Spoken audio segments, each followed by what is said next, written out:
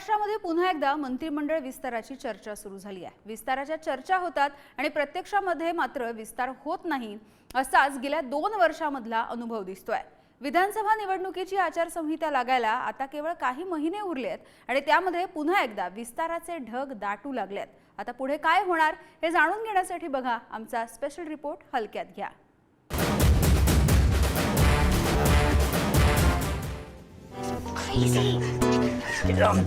I was just telling you. Yeah. That's the problem. I know, but it's a long night, man.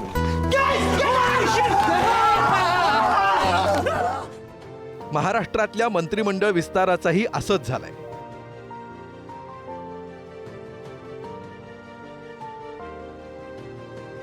नुसत्या आरोळ्या, नुसता आरडाओरडा, प्रत्यक्षात काहीच नाही।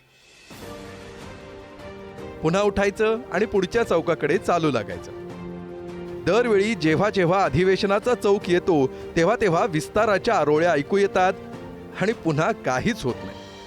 मंत्रिमंडळ विस्ताराची खासियत ही की तो सहसा होत नाही। तो न होण्याची नेत्यांना इतकी सवय झाली आहे की त्यांनी स्वतःच याची आशा सोडून दिली आहे। काही कुठलंही खातं अपडेट करण्याची सुद्धा अपेक्षा नाही, कसलीच अपेक्षा नाही।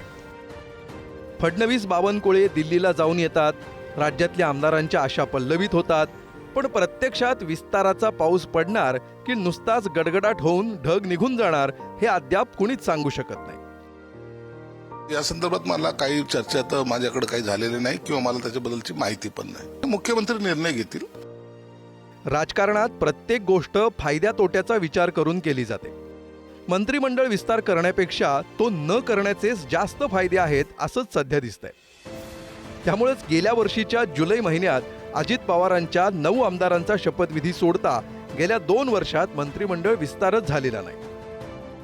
सध्या मुख्यमंत्र्यांसह शिंदेंच्या शिवसेनेचे 10 मंत्री आहेत, देवेंद्र फडणवीसांसह भाजपचे 10 मंत्री आहेत, तर अजित पवारांसह राष्ट्रवादीचे 9 मंत्री आहेत। महाराष्ट्रात एकूण 43 मंत्रिपदं दिली जाऊ शकतात। याचाच अर्थ आणखी 13 जणांना मंत्रिमंडळात समाविष्ट करून घेता येऊ शकतं। मात्र आदमी 200 और मंत्रिपद फक्त 13।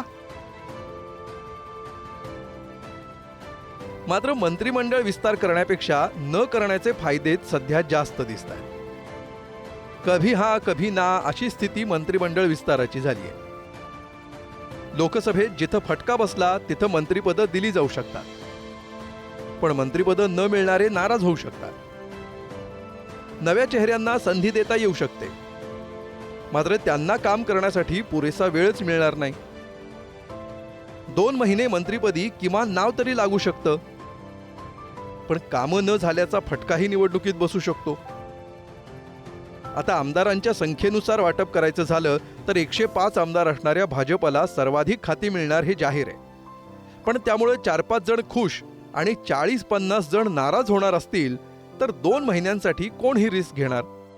दुसरं म्हणजे लोकसभेच्या निकालानंतर महायुतीतील घटक पक्ष आगामी विधानसभेला एकत्र राहतील की नाही याचीच शाश्वती नाही। लग्न टिकण्याची ज्यांना शंका असेल ते कुटुंबाचा विस्तार करण्याच्या भानगडीत पडण्याची शक्यता कमीच ना। पुढे काय होणार हे देवालाच ठाऊक।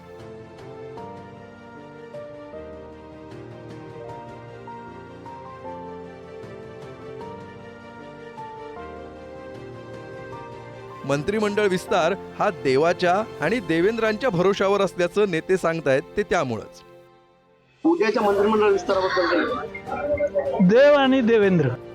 आता कमी कालावधी उरलेला असो, आचारसंहिता जवळ आलेली असो किंवा नाराजीचं संकट असो, एका दिवसासाठी का असेना पण आम्हाला मंत्री करा अशीच प्रार्थना सध्या वाट पाहणारे आमदार करतायत। यंदाच्या पावसाळ्यात किती पाऊस पडणार आणि किती आमदारांना मंत्रिपद मिळणार याचा फक्त अंदाज वर्तवला जातोय।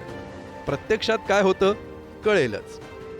अमोल जोशी, पुढारी न्यूज, मुंबई।